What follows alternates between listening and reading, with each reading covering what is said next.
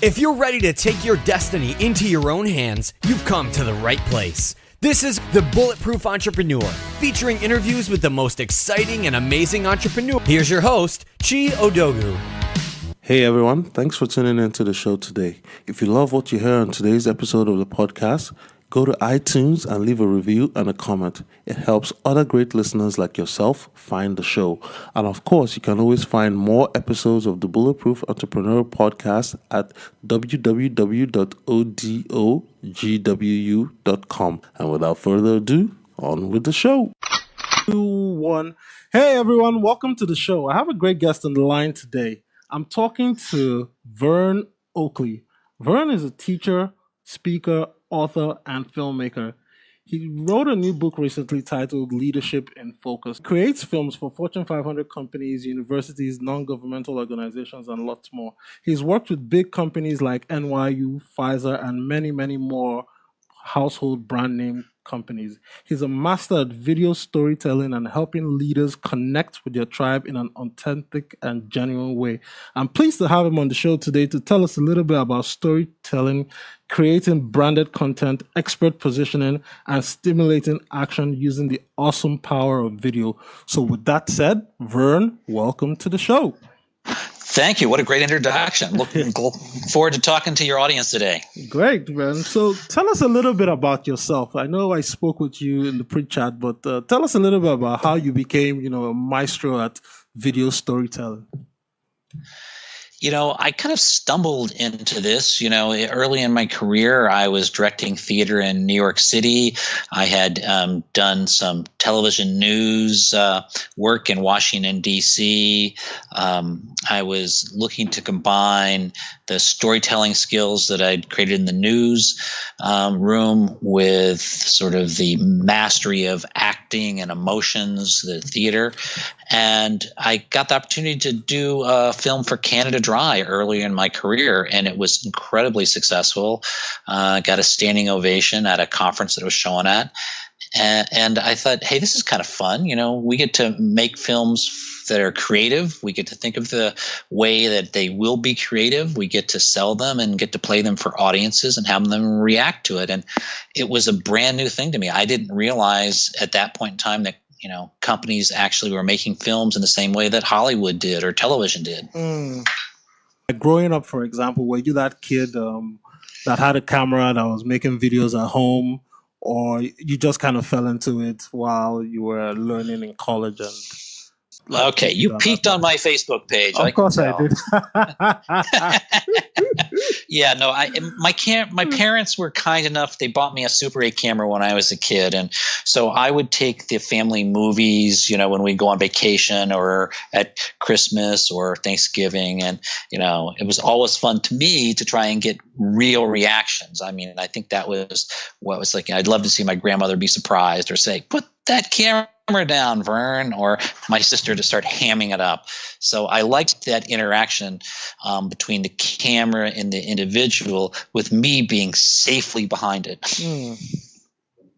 Yeah, but you being safely behind the camera, have you ever experienced being in front of the camera that made you really vulnerable? That you now realize that, you know what, I know I'm not the best in front of the camera. Let me stick to what I know. Yeah, I have experienced that, and there is a tremendous vulnerability in terms of being in front of the camera, and I wouldn't have been able to write the book about it if I hadn't experienced it, because I wanted to have empathy for those leaders and those CEOs that, choose to put themselves on camera, choose to share their message through the video medium. It's a very powerful medium, and it can be a little intimidating. The icy glass eye of the lens, sometimes, some tribes think it sucks the soul out of you. Where did the origin of the book come from in your 30-plus year career? Well, as I said, I started in theater in New York, and one of the great experiences that I had some terrific mentors along the way. I was invited to study at a studio in New York called the Actors Studio, and it's famous for people like, Al Pacino and Robert De Niro and Paul Newman and Ellen Burstyn being there. But and so most people know it about the acting. But there's a small unit called the Playwrights and Directors Unit where filmmakers and playwrights and screenwriters are brought in to share their work in a workshop atmosphere, and it's critiqued by the moderator. And the moderator that I had for several years was an American director named Arthur Penn, who did Bonnie and Clyde, among a lot of different films. And that I always thought he was one of the smartest, most insightful directors that I got to study with. And he passed away a few years ago, right before I started the book. And in his obituary, it mentioned that one of the things, in addition to directing early television and multiple features, was that he directed John F. Kennedy's rehearsal before going on stage to debate with Richard Nixon in the Nixon and Kennedy debates. And at that point in time, I sort of realized that the many acting teachers and directing teachers that I had shared their knowledge. It was passed down. Two of my teachers studied with the world-renowned, sort of considered the father of modern acting, Stanislavski in Russia. So these were ways of teaching, ways of being, ways of encouraging performance that were shared with me. And I said, well, I bet you somebody has already done this. I bet you somebody's already shared this way of being in front of the camera with non-professionals. And, it's easy to Google that, easy to look on Amazon, and no one had written a book about it. And I thought that part of what I had to do is to give back the knowledge that had been so generously given to me. That's amazing. And as you mentioned, the story of your mentor, Arthur Penn, mentoring Kennedy in the Kennedy versus Nixon debate. I remember reading somewhere in the book that was kind of like the first time this strategy had been brought to the political arena, because up until then, nobody had actually used that. And then from there, people now started following it in business and in the corporate and the non-profit sector. So those lessons learned from your mentor, you take that and you distill that to write this book. Now, in that particular story, it says that when people were listening on radio, Nixon sounded like he did better, but when they watched it on TV, Kennedy did way better because he came across as a confident speaker. He came across as he was very natural. He came across like a real human being. So the battle has always been there between audio and visual, across time. So how does one know where to, play to their strengths if you're going to become an expert on an authority in the public space? That's a great summation of that lesson, and it's a journey. I mean, this is what I talk about. A lot of people are very hard on themselves and very judgmental and think, "Hey, I wasn't good," and just like, "Hey, give yourself a break." You're learning a new skill. If you were skiing down the mountain, you wouldn't get upset if you fell down a few times the first 10 or 15 times you went down. So, whether you're really good in the audio area, and doing podcast or radio, or whether you're good in the video area, is something you kind of discover over time. I personally like the podcast area a lot more than I like the video area because I don't like being on camera as much. So I've discovered that about myself, even though I wrote a book about it. And that what you start to realize, whether it's in the audio area or in the video area, when you're communicating, we as viewers look at three things, both consciously and unconsciously. We're really looking at, your facial expressions and whether they match. The thing in the Nixon-Kennedy debates is Nixon was kind of sweaty and looked kind of swarmy and like, maybe he was a crook, even though he claimed I'm not a crook. And that when you marry that with your vocal intonations, where you're positive and you're excited versus, if you said something, hey, I really, really love my wife. Yeah. Nobody's going to believe it. You need that excitement. Like, because I do love my wife and what a special person she is. And so you have your facial expressions and your body language and the words that you're actually using and the timbre of your voice. So on video, you got to make all of those work. Yeah. And if you can make all of those work, you can become a really competent, capable, or maybe even a star in video medium. So what are some strategies to help someone unlock their true selves as they come in front of the camera? I know you've done this a lot with helping CEOs, but for young people that are transitioning from the job market to either becoming entrepreneurs in the video space, like we have a lot of YouTube celebrities and YouTube stars, how can they start embracing that that skill and developing their true selves on camera? It's a great question. One of the things that is apparent to me is that this younger generation has been around cameras so much more just because the price of cameras has decreased. It's not like when I was a kid with a Super 8 camera and my parents got 3 free rolls of film and I shot them all up and they said, hey, slow down. That cost us money every time you develop them. So that the younger generation has been around cameras and they're a bit more used to it. So it has to do with familiarity. The other thing in terms of being authentic on camera is that there can be a tendency to sort of pull a mask over yourself, as I like to say, because you're trying to project somebody who's confident or somebody who is capable. And one of the things that is sort of a tip that we all know intuitively, if you're watching feature films, one of my favorite parts to watch is on the extras, where they always have the bloopers. And when you notice how actors do bloopers, it's like a secret key to help everyone else, is they just slough it off. They just laugh. They just realize they're having a good time and they'll do another take. So this perfectionistic tendency that so many of us have, I know I have it, if we can avoid that and just laugh at these moments and just go and experience and feel, and if possible, say out loud what's there. So you are connected to your inner chi. Sorry, little pun there. And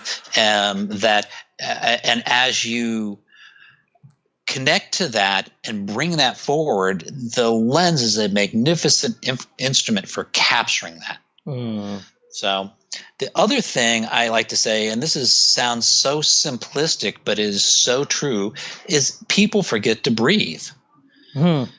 Say a little bit about that, because I know I suffer from that problem quite a bit, even talking on audio. Well, there's a famous quote by Abraham Maslow that fear is just excitement without the breath.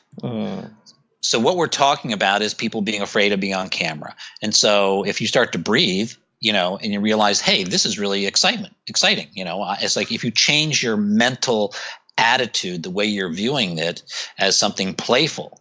So I like to try and make the set fun because it's a little bit intimidating. Would you come onto one of the sets that we have where there's a number of lights and, 10 technicians around and the sound person's putting the microphone on. So, one thing, and I realize it's not that way for all your listeners because maybe they're just recording off of their computer. Yeah.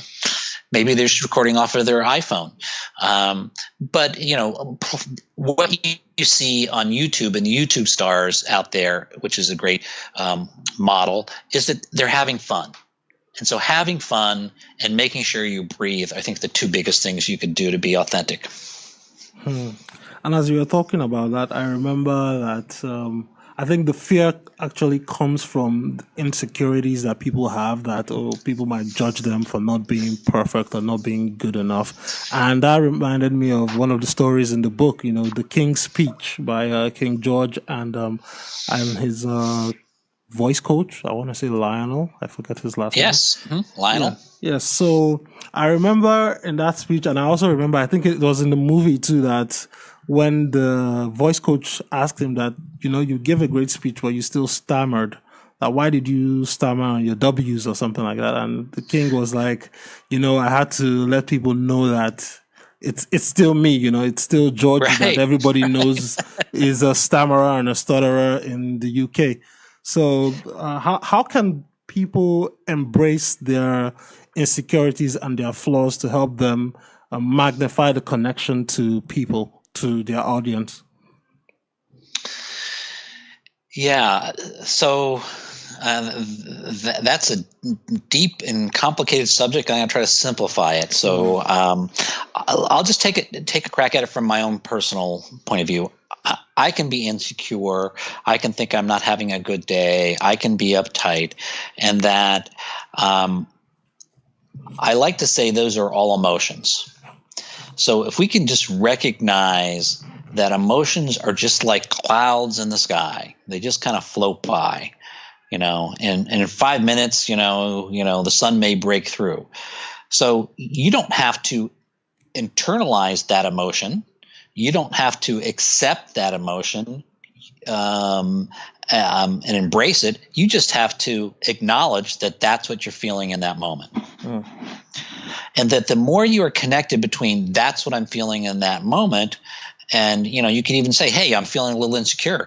All of a sudden, that's an authentic moment on camera, right? Yep. So and then if you're working with a good director, or they'll help you, or if you're just on your own and the audience sees you going, hey, I'm a little insecure at this moment, I don't think my hair looks good.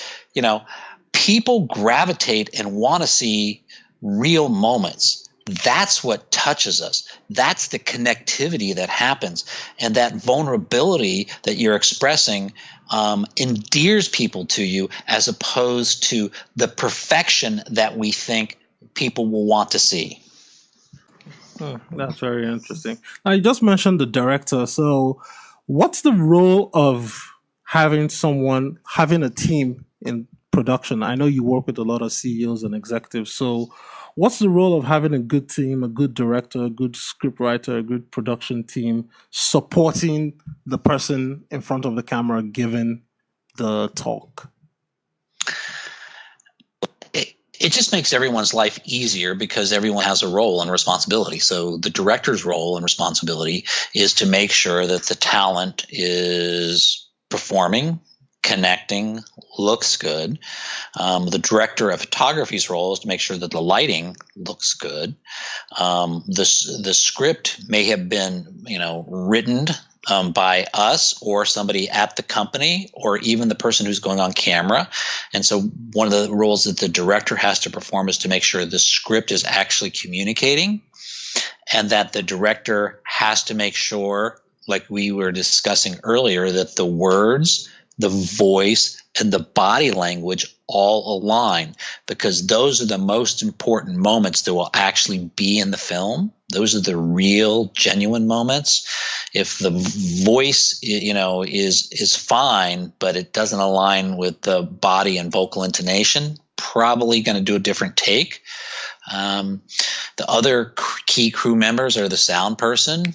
They have to make sure the audio is really good. Sometimes people hit their chest when they're talking, hit the microphone, or reach up. So life becomes a little simpler and a little more professional when you have a crew there to help you. And I like to say the director is sort of the mirror. The director is the person who has to tell the truth to the person who's coming on camera. Mm-hmm. So they have to be, as clean and pure in the moment, so they can speak truth to someone in a gentle and kind way and ask for something else, particularly, with CEOs, because, sometimes CEOs can be intimidating, to the employees whose careers they may hold in their hands. Yeah, that's true. That's very true. And in your experience of over 30 years of doing this business, are communicators born, or are they made? Are they naturally gifted people? Like, take for example, there's this saying that says, the camera loves this person. I actually recall watching the documentary. I don't know if you've seen it yet, but it's pretty good. It's the guy that played the second James Bond, George Lazenby, right after Sean Connery. And up until getting the role of James Bond, he had never acted in front of a camera in his life. He kind of scammed his way up until he got to the director and the producer, and then they had no choice but to go with him because they had already made the choice. So what I'm trying to ask you is, in your experience, are people naturally gifted at being excellent communicators in front of the camera, or can they train themselves to become better, in as much as they're not necessarily going to be movie stars?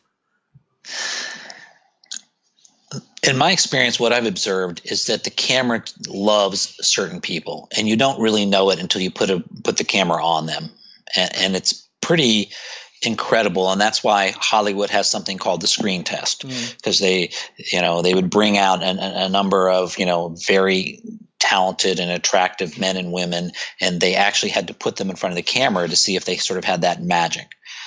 That's kind of a different thing for most regular people. It is the thing that sort of distinguishes the movie stars. You can kind of see it, on the big screen. But for most people that are getting in front of the camera, it's something you really can learn and you get better at with practice. And that I like to think about it is, if you really desire to get better on it, in any field, you're going to observe what you did the last time. Mm-hmm. Just like football players look at game tapes. Yeah. So you want to understand and not be harshly judgmental, but just look at it as, hey, I didn't do this the way I wanted to do this. I'm going to do this differently next time. And that process of experimentation, trial and error, getting up and doing it again and again is really, really helpful.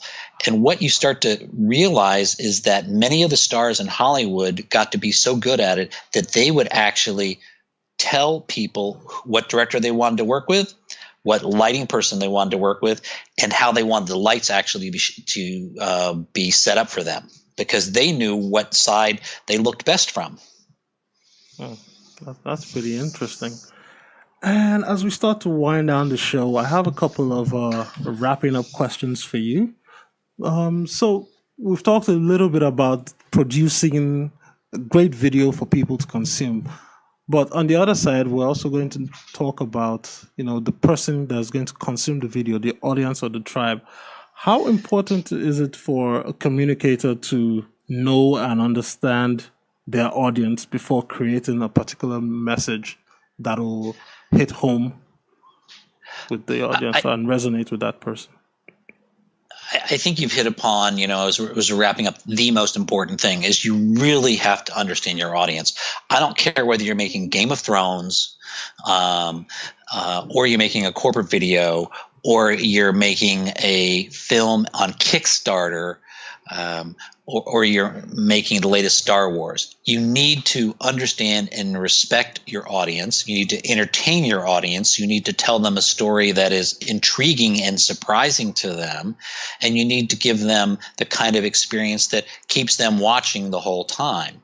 And for entertainment, it's certainly a different story than what we're doing in corporate video. But when we understand an audience, whether it's somebody who's applying to a college or it's a potential recruit for one of our corporate clients, if we understand the kinds of music they listen to, the kinds of things that they respond to, the kind of truth that they're seeking in this video, and what stage of the buying cycle they're in, we can then make a video that is good for them. And I don't like to sell people things. I like to entertain them and bring them into a story and educate them.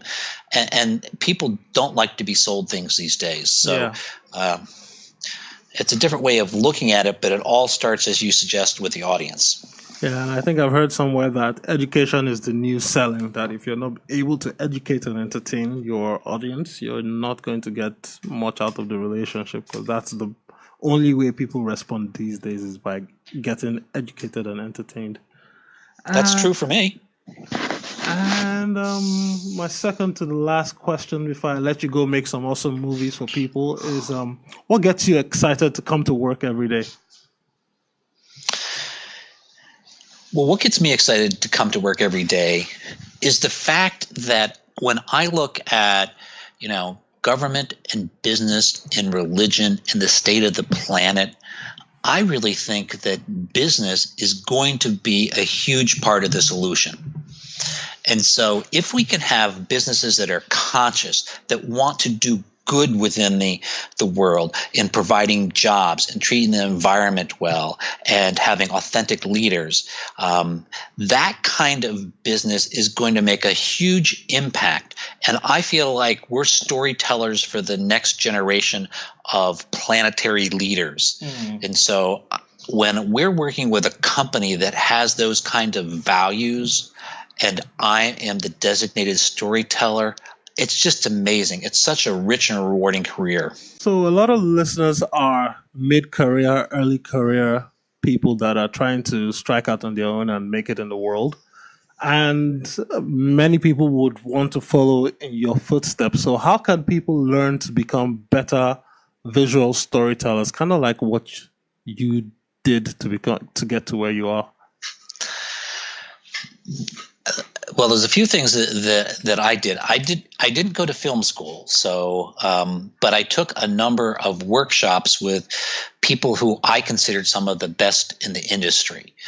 So and that allowed me to get into the workforce, but take a week off and study with somebody like Vilmos Zsigmond, who shot Close Encounters of the Third Kind, or Laszlo Kovacs, who shot Ghostbusters. So I got to study with people who I considered, artists and people that I would want to do things that are like them. So I always found enriching myself with that. The other thing is I'm constantly reading and learning, whether it's subscribing to the Harvard Business Review to learn about how business stories are told, or subscribing to American Cinematographer to see how the latest visual techniques and movies were shot. So I'm kind of jogging between, left brain and right brain, business and art, and how to combine those. The other thing is I never give up. And I also found early on that, at least in the film business, I found people to be very generous. And that when I've ever tried to connect with somebody, no matter at what level it is, in a human way, in a respectful way, most of them have said, yes, I will talk to you. So I reached out to an editor of Ordinary People, which is one of my favorite sort of human dramas and won the Oscar back in its time. And the gentleman, gave me a couple hours of his time to talk to me about how his career would go. So I think that generosity of spirit and talking to people, and always setting your sights really high, because the world needs really gifted, powerful storytellers who've set their sights very high. The world doesn't need a lot of mediocre filmmakers. There's just too many people out there that are doing that way. That's fantastic. And my friend, with that said, we've reached the end of the show. So before I let you go, where can people learn more about you and get the book, Leadership in Focus? Well, we've put a dedicated website up called vernoakley.com, and there's information about filmmaking, and there's articles there and a direct link to Amazon to connect through there. So I think that's the best way. And are you active on social media, Twitter, Instagram? Do you have Instagram stories or snaps? I'm active on Instagram and Twitter, and LinkedIn. So great. People can connect with me on any of those. Great. And with that said, it's been a pleasure talking to you for the last 45 minutes, Vern. I wish you continued success in your journey as an entrepreneur, as a storyteller, as a businessman, as an author, speaker, teacher. And we look forward to seeing maybe you crossing over from not just telling corporate stories, but telling us, some stories for the audience. Well, yeah, I don't know what medium I'm going to use, but I love all the new technologies. The virtual reality, we just finished stuff in there. We're doing personalized videos, interactive. The storytelling medium is changing so much. I'm so excited to be making craft in this particular time frame. Yeah. And are you going to make a video of the book? We've been thinking about that. We just might do that. Yeah, I think it will be a great addition to the package. But that's just one guy, because I really enjoyed it, and I think having a visual story to support your expertise would also be good. So something to think about.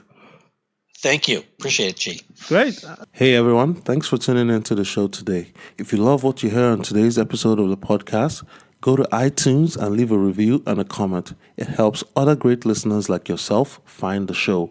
And of course, you can always find more episodes of the Bulletproof Entrepreneur Podcast at www.odogwu.com.